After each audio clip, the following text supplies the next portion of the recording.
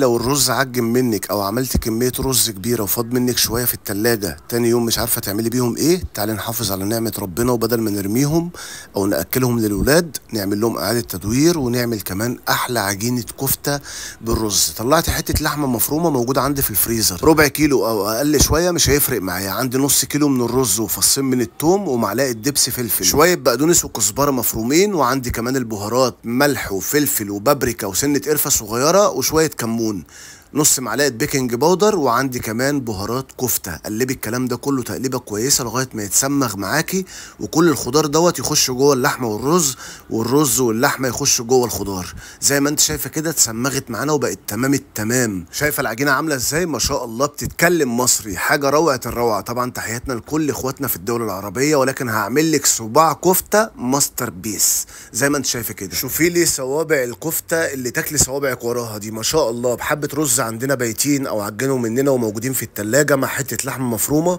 عملنا وجبه غدا تكفي العيله والحبايب كمان. نخش مع بعض على اهم خطوه، وهي البريدنج او الكفر. انا عايزك تعتمديه في كل حاجه بانيه بتعمليها. عندي بضايه مع شويه حليب ومعلقه مستردة، بنركنهم على جنب، وبعد كده بستخدم الفيجيتار. بص بقى الخلطه السريه ديت، اي بانيه عندك اي كفته استخدميها.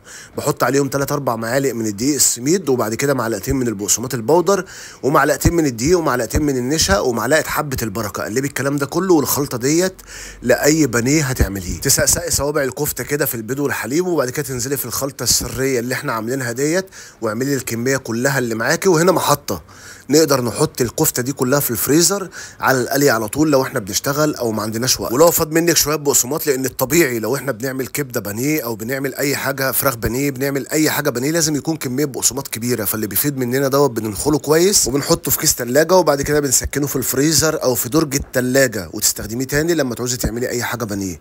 اول ما الزيت بيسخن معايا انزل يا متدلع، وتسيبيها بقى تاخد الخروشه والقرمشه. وبص المنظر ما شاء الله، دهب عيار 24، حاجه روعه الروعه. تتقدم مع العيش وعدلها شويه سلطات بقى، طحينه، بتنجان مخلل. الف هنا وشيف عليكم. وتعالي قبل ما نقفل الفيديو اقول لك الوصفه ديت فيها كام ميزه. رقم 1 حافظنا على نعمه ربنا. رقم 2 اكلنا الولاد اكل حلو بنفس راضيه. رقم 3 مش طعمها حلو بس، لا طعمها حلو قوي وهتعتمدوها. رقم 4 و5 و6 ان هي جميله وسريعه واقتصاديه ومش محتاجه منك غلب عشان خاطر تعمليها.